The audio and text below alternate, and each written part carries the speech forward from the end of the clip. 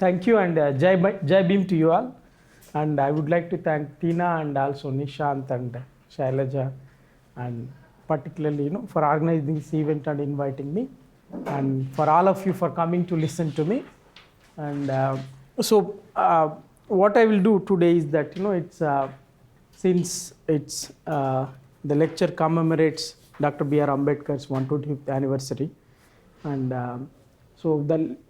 it's what I do. The work, the presentation, today's presentation is tries to summarize the book which I just finished as part of my PhD and also is going for publication through Oxford University Press. So, given the current predicament in India and the way in which the issue of nationalism becoming very prominent, and also the way in which Hindu right is trying to appropriate the idea of nation and nationalism.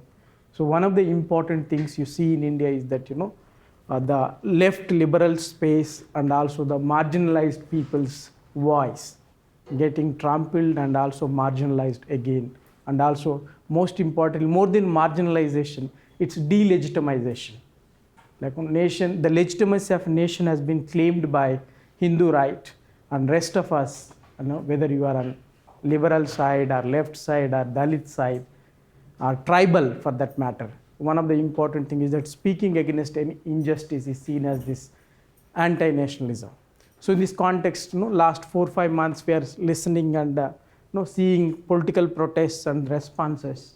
What I will try to do is that the same what we see in contemporary India, the kind of responses and the kind of debates, I will try to take you back to early 20th century, particularly 1910 onwards, the idea of India, the idea of nation in India, how it has evolved, and the way in which Dalits have related themselves to the notion of nation. And I will begin with a theoretical frame, particularly I will be walking around, I don't like standing. So basically this whole idea of nation, if you look at after 1900, one of the important thing is that the idea of nation and the development of inclusive nation are coming an important political program in India. Given the context of colonial public sphere, various communities, particularly caste Hindu elites, even Muslim elites, started reforming their society and politically organizing. So in this context, what you see is that where were Dalits? When I was doing my masters and also MPhil, one of the important questions puzzled me. When I was reading about nationalism, development of nationalism, nationalist politics, I always used to think, what were Dalits doing? Because by that time we could never read anything about Dalits' participation in the nationalist politics or nationalist imagination. So in this context, that question daunted me for very long, both as undergrad and also master students and MPhil student. So MPhil, that's why I wrote on very interesting Dalit poet called Gurram Joshua, and it's a culmination of this ultimately led me to look for various other political movements and writings by Dalits. So in this context, by 1990s we see that there is this prolific writings on the question of making of nation and nationalism in India. So in this context, what you see is that the very important theoretical frame in understanding nationalism is Benedict Anderson. Most of you have heard about it. And in this context, Benedict Anderson's the notion of politically imagined community, I think it started an interesting debate even in the context of India and also across the world. A relationship between development of capitalism, colonialism, and also the idea of nationalism as a modern political community or imagined community. So in this context, while agreeing with this whole idea of modernity of nation and its various elements and manifestations, one of the important things he talks about three paradoxes. At one level, the objective modernity of nations to historians' eye, their subjective antiquity in the eye of nationalists. So in this context, this whole idea of modern nation having this ancient history, Bharat Mata Ki Jai, right? This whole idea that Bharat Varsh or Bharat as this ancient subcontinent or India, That's one thing. The second thing talks about this universality of nationalism. Like think of world, particularly in the context of post Second World War. Every citizen in every person in the world will have a citizenship. Like what we see today's Israel-Palestine struggle is for that, right? Nationhood and statehood. So in this context, this what we see that nationalism, both as idea and practice, becomes a ubiquitous phenomenon. And everyone has to have a nation. Like all of us have to have passports, right? It's like having a passport. Like having a nation is nothing but having a passport. Like so this second. The third paradox, which is crucial to me, is that it talks about this political power of nationalisms versus their philosophical poverty and even incoherence. I think this is central to Dalit predicament in India, or for that matter, if you really want to listen to the voice of marginalized, I think the third paradox is important, because what you see is that nationalism as philosophical or political concept is philosophically very poor. It doesn't have any philosophy. Ethically, it basically it's empty in terms of ethical commitments or ethical legitimacy, or for that matter. That's why what you see is that you can do commit any sort of atrocities in the name of nation, like Sri Lanka to the modern day Hindu right in India to anywhere you see that like the bombings, it all happens in the name of nations and nationalism. That therefore you have war memorials in first world countries, like third world countries we don't have war memorials. So in this context, what you see is that this third paradox, because nationalism as a political category and also as an imagined political community, one of the important things is that it doesn't have any ethical or philosophical roots in terms of like Marxism. It has an endeavor in terms of economic equality, or various isms. You see Maoism or any ism, you see that they have some sort of ethical ideas. Because nationalism doesn't have an ethical standing, it can be a tool for any political ideology. That's why today Hindu right can appropriate, tomorrow left can appropriate. So therefore what you see, this fluidity of nationalism, precisely because of lack of ethical commitment or ethical legitimacy, provides an interesting lens to understand how nation evolved in the larger context. If you look at this third paradox and go back to what the context of India, like what happens is that like Indian nationalism, like we all know one of the important theoretician in the context of Indian nationalism is Partha Chatterjee, and his book The Nationalist Thought and Colonial World, a Derivative Discourse, like, and also his essay on heterogeneity of nation. They provide an interesting lens in terms of frame to understand what you call the idea of nation and nationalism. So Partha Chatterjee, what he does is that while agreeing this larger frame of Benedict Anderson's formulation of relationship between nationalism and also the development of modernism or modernity or modern capitalism, here he basically differs with him in terms of how the anti-colonial nationalism, particularly nationalisms in Asia and Africa, and for that matter Caribbean, are very different according to him. So he says, Partha Chatterjee says, anti-colonial nationalism creates its own domain of sovereignty within colonial society well before it begins its political battle with the imperial power. It does this by dividing the world of social, institutional and practices into two domains, the material and spiritual. The material is the domain of outside of the economy and statecraft of science and technology, a domain where West had proved its superiority and the East had succumbed. Western superiority should be acknowledged, studied and replicated. The spiritual, on the other hand, is an inner domain bearing the essential marks of cultural identity. The greater one's success in imitating Western skills in the material domain, therefore the greater the need to preserve the distinctiveness of one's spiritual culture. This formula is, I think, a fundamental feature of anti-colonial nationalisms in Asia and Africa. So in this context, what happens is that for Partha Chatterjee, this whole idea of spiritual and material is central.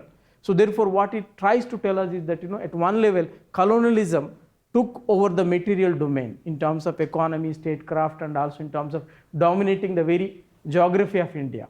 But for him, the essential aspect about the rise of nationalist consciousness in India is that it is spiritual nationalism. So spirituality is that one which the white Europeans could not conquer. So therefore it's all about developing a self, this whole idea of nation as a self and also spiritual imagination, which becomes central to what you call the idea of India. And that's why what you see is that if you look at the works of Bankim Chandra Chattopadhyay, who wrote about this whole idea of imagination of Hindu India, where Bankim's novels, Anandamat for example, is talks about Vijayanagara Empire, the glorious Hindu empire in India. And also, like if you look at various writings, even Gandhi's Hindu Swaraj or Nehru's, for that matter, Discovery of India, one of the important thing is that they all look at this glorious ancient Hindu past, like going back to Gupta age or even before that Aryans. One of the important thing is that this whole idea of Hindu Brahminical spirituality gets glorified. The nation is imagined like as a nation which has this ancient glorious past and essentially a Hindu Brahminical past. So in this context, what you see is that if you look at nation as an Hindu Brahminical imagination, the natural problem is that the Hindu Brahminical spirituality, because of its historical and also religious cultural aspects, one of the important things you see that it excludes other imaginations. So therefore what you see is that in this context, what you see is that the nationalism which Partha Chatterjee or even for that matter before nationalist leaders are imagining, it's an exclusive nationalism. And in this context what you see is that Hindu, that's why what you see is that the very imagination of India, like from the beginning of Bankim to till the coming of partition, one of the important things is that it mainly comes as an Hindu Brahminical spirituality. That's why what happens is that Hinduism gets this natural connection or affinity and legitimacy to be nation and also a religion. So therefore what you see is that like recently you might have seen Sri Sri Ravi Shankar's event. Indian military has been utilized. Imagine if a Muslim vice president can use for Ramadan, so the same army would have had riots in India. So therefore what you see that there is this very interesting interconnection between how the nation has been imagined and legitimized through Hindu Brahminical lens. So therefore in this context what happens is that naturally minorities like Muslims or Sikhs or even for that matter tribals and Dalits naturally get excluded from this imagination of India. So therefore what you see is that it is something, again it remains a very elitist imagination. So Partha Chatterjee at one level is a subaltern scholar, but what you see is that his very idea of India or spirituality is a very elitist Brahminical conception. So in this, what you see is that the very idea of subaltern studies again succumbs to this elitist imagination and elitist politics. So in this context, I think even that can be understood through again Fanon's, Franz Fanon's work, like Wretched of the Earth, you might have read about it. Fanon has fascinating reflections on this context of decolonization, where he talks about the nationalist consciousness, the chapter on nationalist consciousness, where he talks about this very contradiction. At one level you have this process of political decolonization, but at another level you have this incomplete transformations in colonized societies. So where he sees this very interesting collusion between landlords and also nationalist bourgeoisie. So that's what I think even in Indian context what you see that you see like the eva of independence and the way in which the nationalist politics have evolved. At one level you have this Hindu Brahminical class, but other level non-Brahmin landholding classes having this very interesting urban middle class and landholding classes having this very interesting relationship and also collusion. So therefore what you see is that theoretically what you see is that Indian nationalism can be fit into this what Fanon calls this that incomplete decolonization process, in which native elites generally emerge as this important agents of colonialism. So if you see that contradiction, then what you see is that like how Dalits can be understood. And one of the important thing you see that how did Dalits, particularly in the context of colonial encounters, like you might have heard of Chandrabharan Prasad, right? Like I remember in 2001, I think in 2000, when I was going for my Felix scholarship, he gave this very very bold statement saying that colonialism came late and went early. That was the statement. He said, but for colonialism, Dalits would not have got emancipation. So he said that if colonialism stayed for long, Dalits would have modernized more and things would have changed. But that I don't subscribe to it. I have problems with that, because if you look at historical developments, particularly the development of colonialism and the way in which Dalit relationship, the policy of colonialism towards Dalit relationship, it's a very problematic statement. So what I see is that whatever colonialism did for Dalits, particularly 1878 onwards, education, or even for that matter Christian conversions, or even for whatever the policies have they've taken, what I see that they're unintended consequences. It's not colonial benevolence that they're all interested in emancipating all the oppressed. No, they are not. So they were basically practically looking at whatever possible. That's why what you see is that at one level this colonialism indirectly through its perpetuation or whatever the policies, so it opens up this new avenues for Dalits, particularly in terms of education, employment, and also enlightenment ideas, which are central in terms of producing this idea of Dalit Enlightenment. And that's, I think, is a very interesting historical development. That's why if you look at across India, I think after 1870 onwards, you see that not only in Maharashtra, Tamil Nadu, Andhra Pradesh, and also even North India, you have this very interesting development of Dalit educated elites. Though they're few in number, but what you see that across India you have this spine develops, who are some of them are educated in colonial government schools, some of them are educated by missionaries. You see this across India, this Dalit educated, I don't call them middle class, but who had access to Western education, particularly literacy, and also they were also working in military and also railway employment. So therefore what you see that there is this very interesting development, where I did research in Madras Presidency and Nizam area. So wherever this modernization infrastructure has developed in terms of railways and various developments, so Dalits got into menial jobs. But one of the important thing what you see that that menial access also provided them access to education and also this whole idea of self-respect. So that's why what you see is that by 1900, what I call is that we have something called Dalit Enlightenment, where which is basically imagining itself in terms of Western liberal ideas of equality and human dignity. And with this, what you see is that they start looking at questioning their own existence and also relationship between colonialism and Brahmanism. So therefore it starts with Pule's Gulamgiri, where Pule for the first time talks about how colonialism and Brahmanism are in collision, particularly in the context of Maharashtra and also elsewhere. But what you see is that across India, Dalits start seeing this, because it is same Brahmins who are working in colonial bureaucracy, who are discriminating, who are not allowing school inspectors, who are not allowing them into schools. So therefore what you see is that this Dalit Enlightenment produces this critique of both colonialism and also Brahmanism, and this exposure is a very important development in India. So in this context, what you see that the Telugu context, where I did my research and the book centrally locates itself in terms of Telugu historical context, Telugu public sphere is very, very interesting, because what you see that the coastal Andhra districts, they were all on Bay of Bengal area. So what you see that the early missionaries, like early colonial expansion happens on Coromandel coast.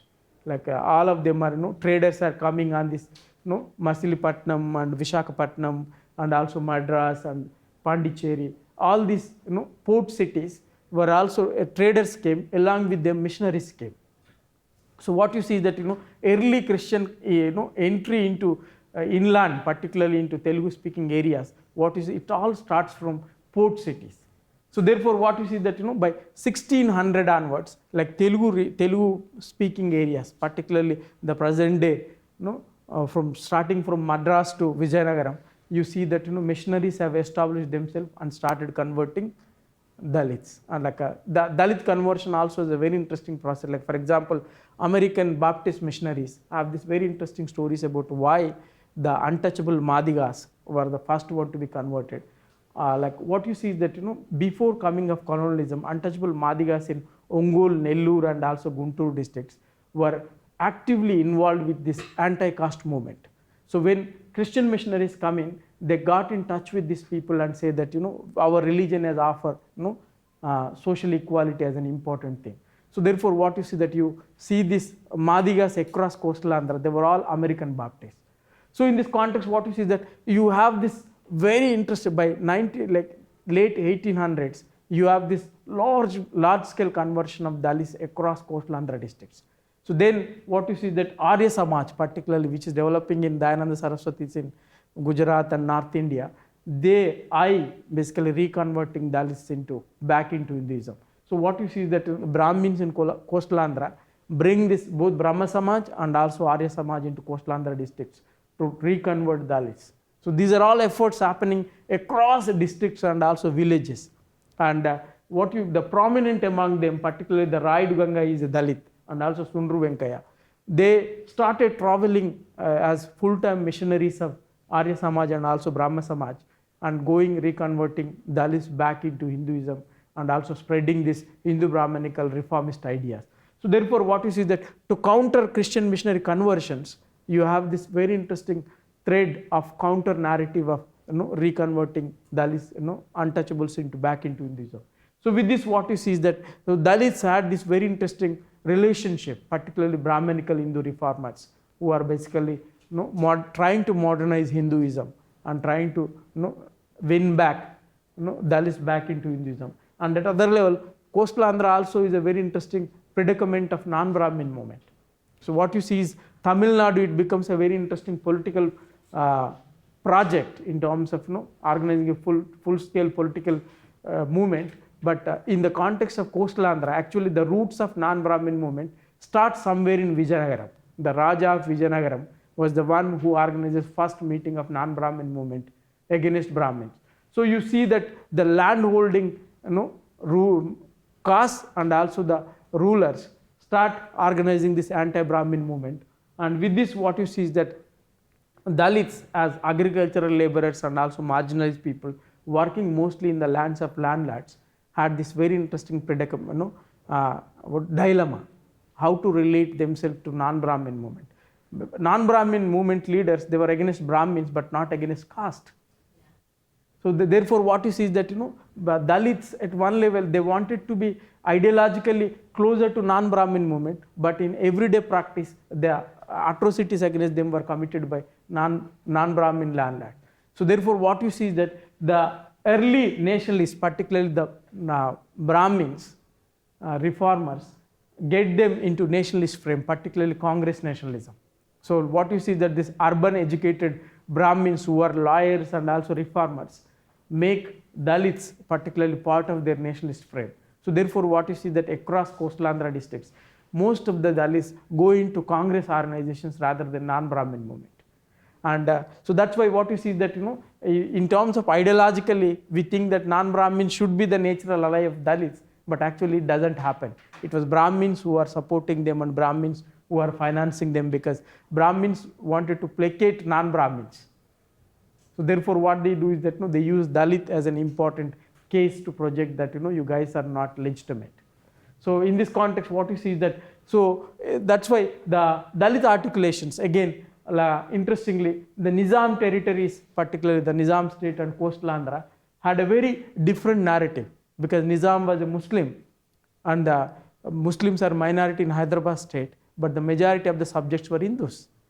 So therefore, what you see is that at one level is like Bhagireddy Verma, one of the earliest Dalit leaders in India, in India and also in coastal Andhra, entire Telugu speaking regions, was the first one to start this whole idea of Dalit organizations. Like in 1906, I think he starts first organization. What you see is that much before Ambedkar.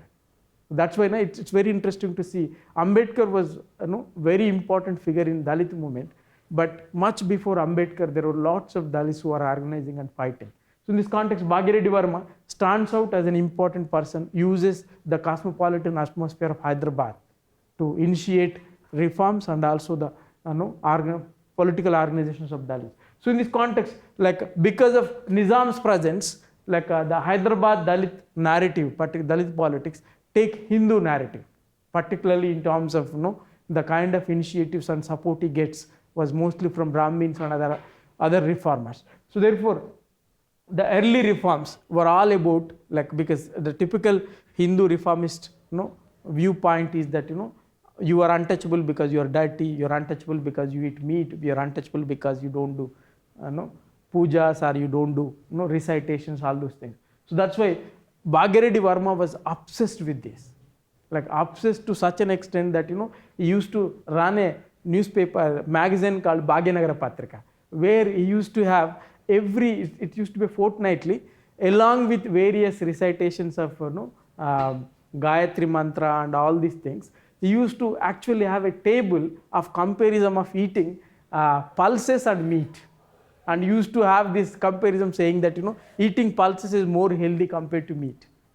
And this, like, he had very interesting in the sense, it's interesting to see how much he invested. So in this context, what you see is that the self-reform, like this whole idea of self-purification to be accepted by caste Hindus becomes an important obsession. So in this obsession, what happens is that self-purification ultimately leads to self-negation. In the end, what happens is that they start negating their own identity. So with this, what you see is that so like Bhagireddy Varma, like in the self-purificatory aspects, like he talks against Jogini system, where Dalit women are being dedicated to gods and goddesses, and also idolatry. And he also one of the important contribution he does is that he establishes schools across Hyderabad, particularly both in Secunderabad and also in Hyderabad, and some 120 schools he had established, and different colonies of Dalits. So with this, education becomes an important emancipatory project. And another important thing is that he was also very active with social service, particularly when Hyderabad had floods and cholera epidemic. I think the volunteers of his corps, particularly Bhagireddy Varma, so they distributed milk, fruits and vegetables, and they went around cleaning the Hyderabad streets, and they were prominently reported in Andhra Patrika with pictures of Bhagireddy Varma wearing this very Nazi sort of things, and proper suits, everything. So, and he had a very interesting campaigns, particularly. So, and he tried to reach out to caste Hindus and also place himself beyond Dalit framework. So therefore, the social service campaigns were fascinating. And another important thing, vegetarianism. So he was also involved with Jain society. In fact, the Jain society of Hyderabad employed him as a full-time campaigner for vegetarianism. So he was given motorcycle in those days, and this guy used to go to villages and campaign people not to eat meat. And it would be very interesting to see him going on motorbikes everywhere. And so what you see that he did that. And the second thing is that Telugu nationalism. And another important thing about Bhagireddy Varma is that because Hyderabad, like many people don't know that till 1952, the Hyderabad state Dalits did not read and write Telugu. The official language was Urdu. Like anyone, like even Hindu or non-Hindu, whatever this thing, they all had to read, learn Urdu, and that's how they got. It's like today's English. That's how you got state employment in Hyderabad state. But 1930, I think Bhagyanagara Patrika was one of the earliest Telugu newspapers started by Bhagireddy Varma. And then what you see is that this whole idea of Telugu identity politics in Hyderabad state start with him. So he wrote this, ran this newspaper, and also he published few of them in English.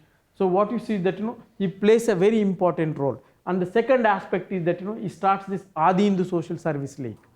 And the organization, the political mobilization he did is that because Nizam state did not allow any sort of political parties to be organized openly.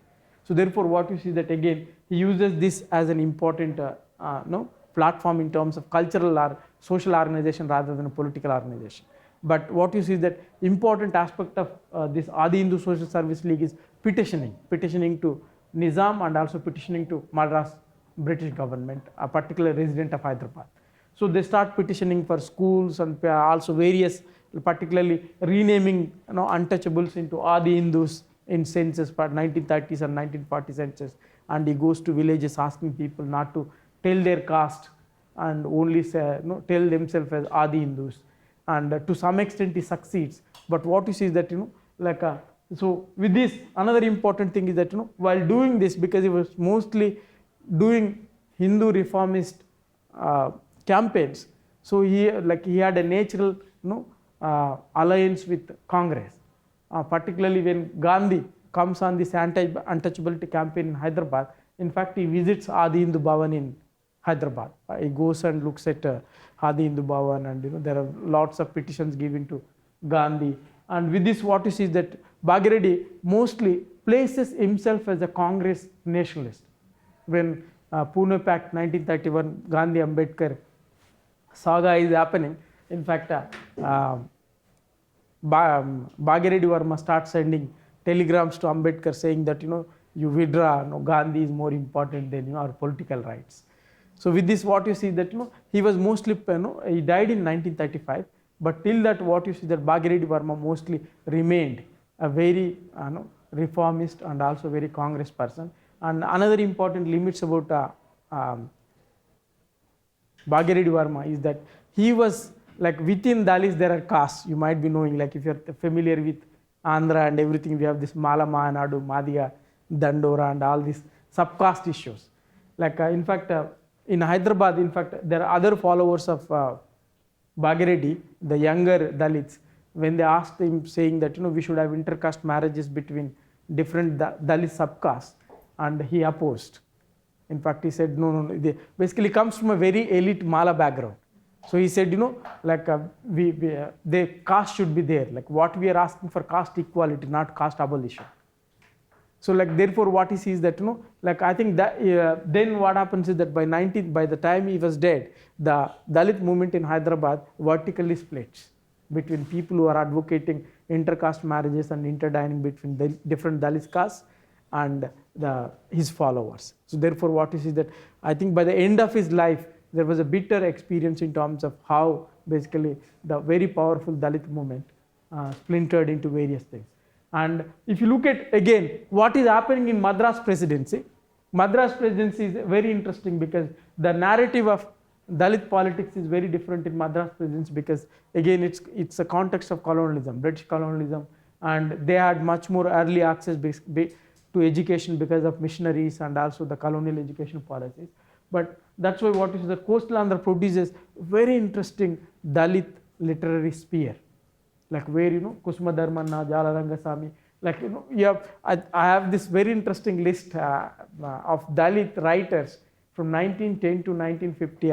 I produced and gave it to my supervisor during PhD. He said you can write 10 PhDs with this. So you have this very interesting, what you see is that Dalit public sphere emerges particularly in literature, Telugu literature, because again Telugu in the context of Madras Presidency, Telugu mostly gets Sanskritized because of the way in which Telugu dictionaries are written, and Telugu language gets monopolized by again Brahmins, and the access to Telugu writing was the biggest struggle in Andhra, where Dalits are not allowed to read most of these religious texts. For example, Guram Joshua, one of the earliest Dalit writers in Telugu, what happens is that when he was basically born as a Christian and used to work as a Christian missionary teacher. When he started reading these Vedas and all these Rama and Mahabharata, he was rusticated from his job because he was reading Hindu texts. And one of the ways in which Telugu Dalits in coastal Andhra could write poetry was writing on this mythology, Rama and Mahabharata, particularly various Hindu gods. So in this context, what happens is that for them, accessing this text was the most revolutionary aspect. So therefore, what you see is that the early Dalits, at one level, if you look at, I think you might be familiar with Michel de Certeau, who wrote this Politics of Everyday Life, so where basically talks about this appropriation of dominant discourse was central to the idea of what you call the Dalit predicament in coastal Andhra. So therefore, that's why what you see that very interesting writings come from coastal Andhra Dalits. Again, because of their association with Congress, Hindu reformist organizations, even they basically emphasize more on this whole idea of self-reforms, where the vegetarianism, not eating meat, and cleaning, and also worshipping in temples, and various things. So therefore, it also stands in this Hindu reformist frame, and also alcohol consumption. Like what you see that, uh, in India they call abkari. I don't know whether you're familiar or not. The tax on alcohol is called abkari, this thing, which is a major contributor for exchequer to both colonial state and also to Nizam state. So like this campaign against alcohol becomes a very important thing where, like particularly among them Nakka Chinna Venkaya wrote lots of songs for Dalit women not to drink. Let men drink but women should not drink, because again a very Brahmanical patriarchal thing, women purity and women sexuality needs to be protected. So in this context what you see that they also campaign for various things, and education mostly, like they do establish schools, but education what happens is that it's missionaries and colonial state which takes it forward. And one important thing about this coastal Andhra scene in terms of political mobilizations is that they have this Adi Andhra Mahasabhas. In fact, first Adi Andhra Mahasabha was organized at Vijayawada in 1916, and Bhagireddy Verma was the chief guest, and they go around streets in Vijayawada, and in fact their procession was not allowed to go in front of a temple in Vijayawada, Durga temple I think. So they were not allowed. Despite all that, they organized their movement, and the Adi Andhra Mahasabhas, yearly conferences, and also the local district level and also taluk level. So with this what you see that you have this vibrant Dalit political mobilization at various levels.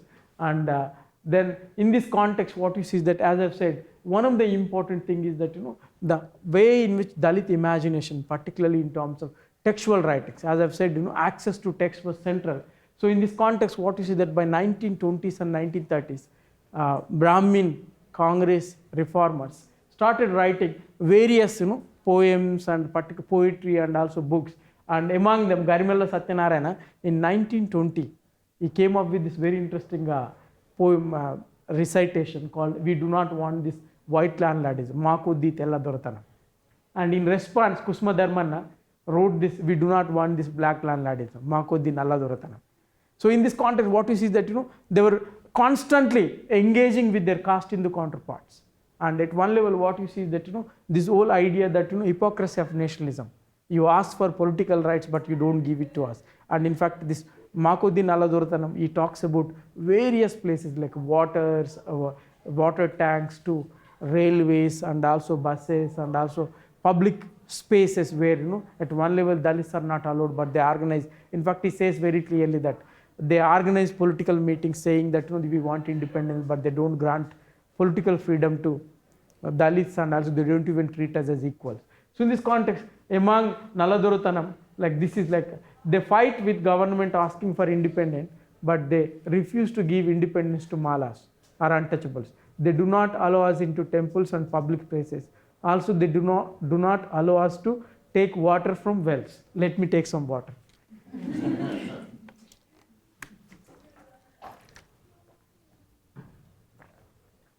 They say Malas do not have rights, we do not have rights. If we do not have rights, how can they have Swarajya? So in this context, like what it does is that it basically the question the fundamental legitimacy of the nation, where if you don't have equal rights and equal status, what is the meaning of freedom? So in this context, the other important writers are like Jala Rangamma, Jala Rangasamy and Jala Mangamma. These are very fascinating couples.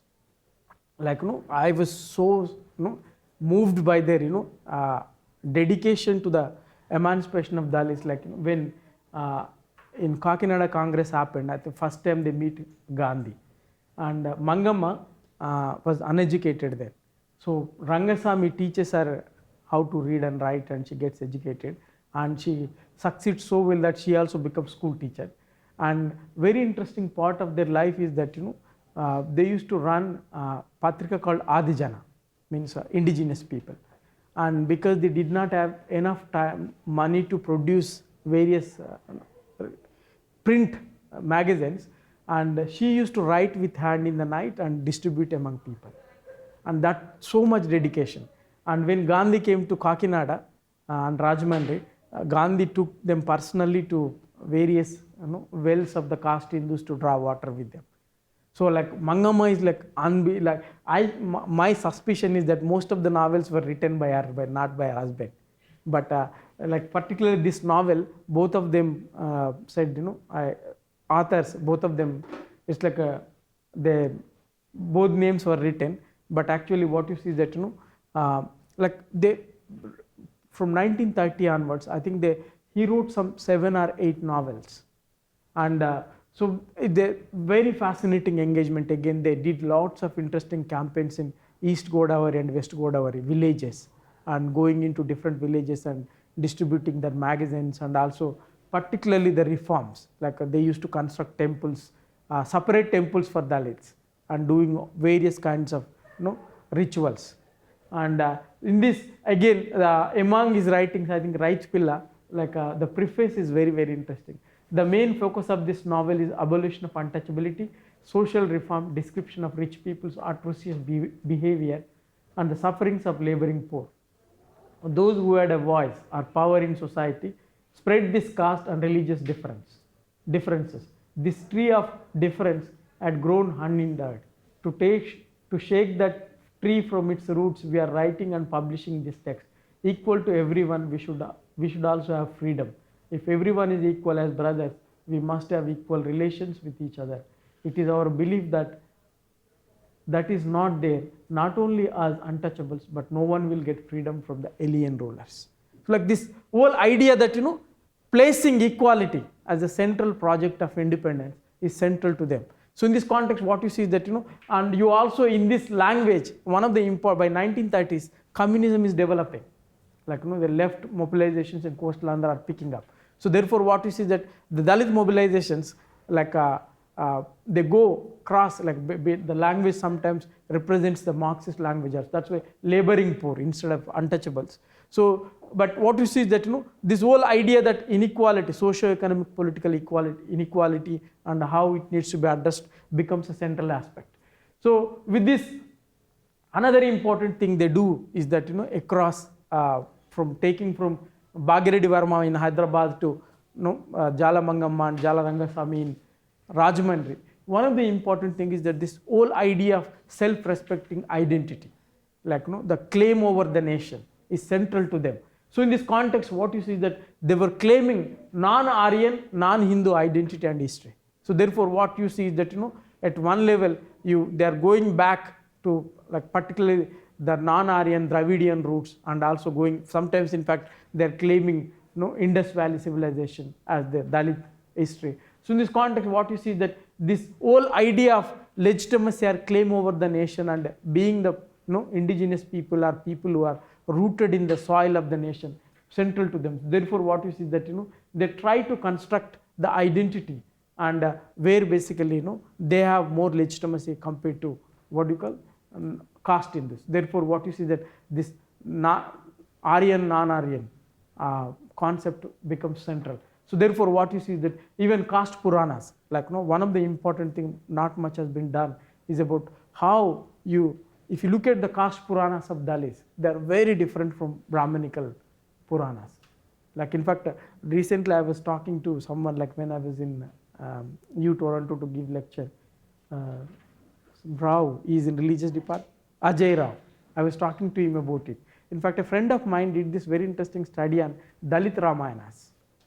Like if you look at Ramayana particularly, what we hear is dominant Ramayana. But if you read it from below, you have a completely different text, different narrative and different story. Like for example, the Ranganayakama in Telugu, she did Sita Ramayana. If Ramayana story, if Sita tells, it will be how it will be. It's very different. So in this context, what you see that at one level, the caste Puranas, the Telugu caste Puranas, we have the thing called satellite caste system among Dalits, where we have a castes which are dedicated only to reciting caste Puranas.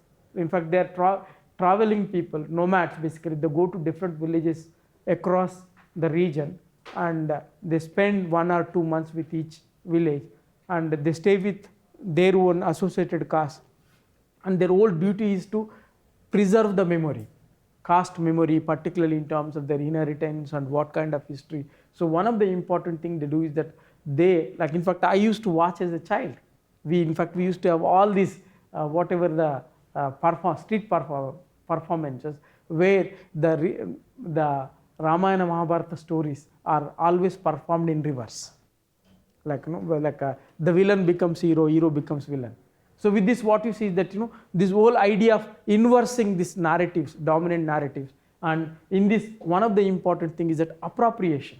The appropriation is a technique. Like, it's not about, like, it's all about this, right? Like, many times if a Dalit says that, I'm a Hindu, we think that, he's gone.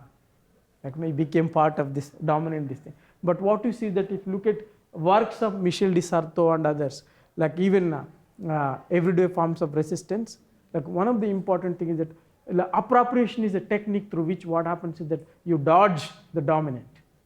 You dodge the dominant and also try to reclaim your status. So therefore what you see is that they try to rewrite this very idea of identity, particularly reroute it in an ancient past, but what happens is that cleanse it without any Brahmanical idea. So in this context, what you see is that among the identities, like Adi Hindu and Adi Andhra becomes very important, and Buddhist identity has defeated people. Like across, like again another important narrative I saw across from Hyderabad to coastal Andhra is celebration of Buddha Jayanti. That becomes a central predicament. Like that's why I'm saying these are all happening away from Ambedkar. Ambedkar converts in 1956, like 4 or 7 weeks before his death. But what you see is that Dalits across India are doing these things much before.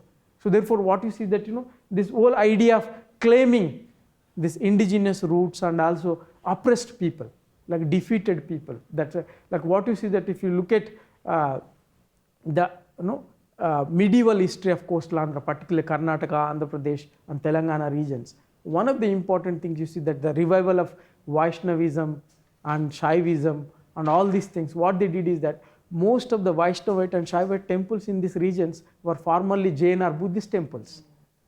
So what you see is that this whole idea of reclaiming this anti-caste identity, like anti-caste episteme, particularly that's why what you see that you see, like for example, I have a Jangama surname.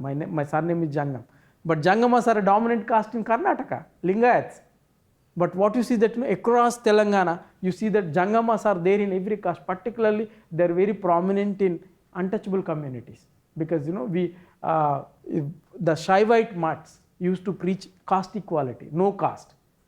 So then what you see that we have this very alternative way of relating to the anti-caste narrative. So therefore what you see is that this claiming this anti-caste Buddhist identity and also the even Shaivite, the early Shaivite Lingayat identity becomes central. So and in this, one of the important thing is that across, if you look at the writings of Dalits, the way in which they looked at the social inequality and poverty is very, very interesting. And what you see that this is a very interesting picture. Are you able to see? If I can enlarge it.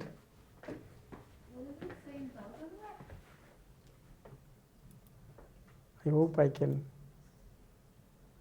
Can you see? Yeah. Like, yeah, I will explain to you. Basically, here is a globe, and basically this is she is a Bharat Mata, and who is sitting, basically she represents entire India, Indian subcontinent, and she is weeping at the flight of Dalits, 2 Dalits. Can you see? Poor Dalits, like they are famine stricken, and she is weeping, and Arundhati Nakshatra, because in Hinduism each time you get married, they make you go and look at the nakshatra, right? Arundhati, untouchables claim this, that they were Arundhatiyas, means the children of supposed to be Arundhatis who are married to Shiva, Shiva's wife. So Arundhati Nakshatra, basically, like it's written here, Arundhati in Telugu. So that claims that they were part of this imagined community. And second thing is that the scales of justice, it's a very modern thing. It comes through colonialism, right? Scales of justice she is wearing. That's why what happens is that the justice, the holding them looks for this whole idea of justice as an important predicament of nation. And then what here, Samanatvam is Swarajyam, equality is independence. And in fact, there is a lot of writings there which I translated in my book. But what you see that it's all about talking about how equality and human dignity are central to the idea of nation. And this is the image, I don't know who did it, but all Dalit pamphlets you have this. Like both Kusuma Dharmanna and also Jala Rangasamy, Jala Mangamma, Nakka Chinna Venkaya, all their pamphlets used to have this as a back cover. So, and this symbol basically is a very, very powerful in terms of representation and also claim over the nation. And every book used to have this.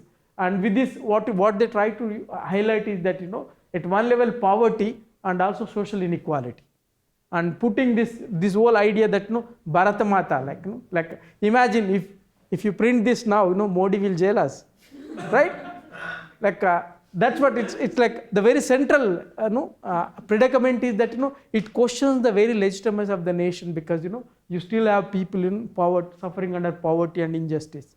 So that's what Dalits, what they did is that they're at one level they're part of Congress organizational structures and they're participating, but other level what you see that this is what they're doing at like this counter dialogue basically with the nation. So in this context what you see is that Dalit imagination develops in dialogue with the Hindu counterparts. So with this what you see is that you have a very interesting, I hope it didn't freeze. Yeah. So in this context what happens is that with this activism and political mobilizations, what you see is that they altered the meaning of nation. Like they did not take whatever caste Hindus have said as a nation, and they had their own agendas.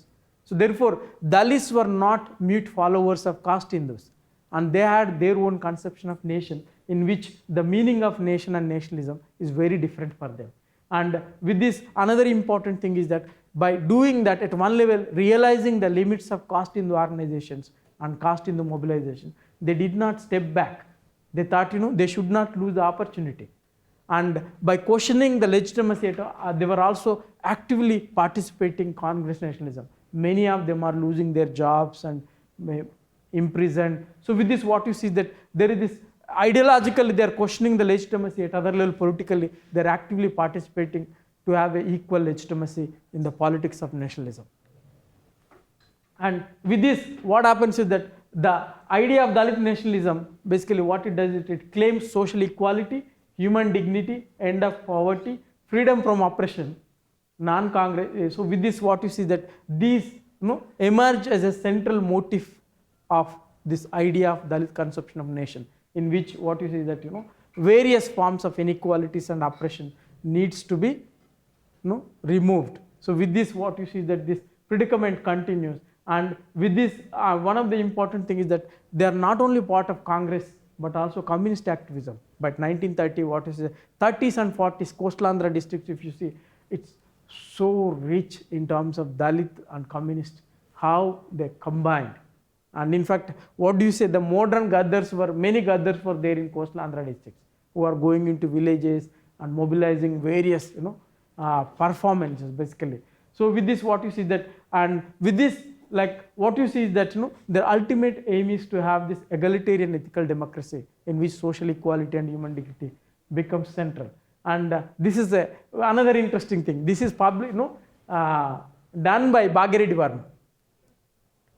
In 1933 he did this Adi Hindu national flag. You might not be able to see, right?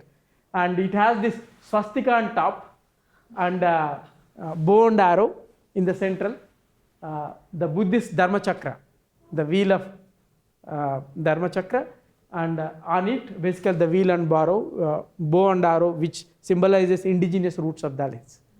And so basically what you see that like even the flag, it was not in color. I don't know what colors they've used, but what you see that in fact this tells very interestingly that they had their own conception. A flag is the ultimate symbol that you have a nation, right?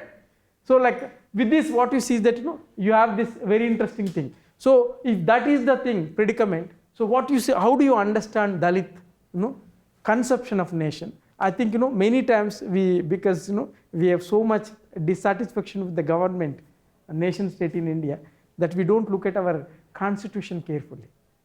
And if that is the way in which Dalit activism shaped, particularly the imagination shaped. And you carefully read the preamble, we the people of India having solemnly resolved to constitute India into sovereign, socialist, secular, democratic republic unto its people, unto all its citizens, justice, socio-economic and political, liberty of thought, expression, belief, faith and worship, equality of status and opportunity, and to promote among them all fraternity. I think this we should pay attention. Fraternity, assuring the dignity of the individual and the unity and integrity of the nation. The dignity and justice, liberty. And what they do is that, at one level, when Ambedkar framing this constitution, one of the important things is that these ideals becomes foundational principles. Like that's why what you see that if you want to read the constitution as alternative to Manu Dharma Shastra, I think that's where I think the way in which the constitution, when they invoke, hereby adapt, enact and give it to ourselves, thus constitution, one of the important thing is that the inegalitarian Brahmanical Hinduism gets deflated, and what you see is that the new form of constitution in which political and social equality become central motives. I think that's how he conceives, and I think this is the larger contribution. So Ambedkar frames it through his pen, but what you see is that across India, Dalit voice and activism produces these common ideals which are central to the idea of nation in India. And with this, what you see that you have this very interesting conception of Dalits, where Dalit nation embraces this idea of social equality. And I will conclude with this very interesting, my favorite political philosopher, Martha Nussbaum. And given that the other has already been vividly depicted in one way as subhuman, the antidote to that way of imagining must come via the imagination in the form of experiences of seeing the other as fully human. If the other has been dehumanized in the imagination, only the imagination can accomplish the requisite shift. And so if that's a way in which, I think this whole idea that one of the important problem is that in the imagination of nation and the idea of India is that how do you include these alternative forms of imagination? I think if you can really bring those things into conversation, I think works across both from tribal and minority and other groups and also Dalits. One of the important thing is that we can have this egalitarian and ethical and also equalitarian society in which basically everyone's imagination can contribute to the idea of India. I think that is the biggest challenge. That's why the monopoly of Hindu right over the nation, if you really want to counter, one of the ways we have to do is to produce alternative forms of imagination. I think Dalit imagination has a potential in terms of placating this Hindu Brahmanical perception of the nation. Okay. Jai Bhim, thank you for this opportunity.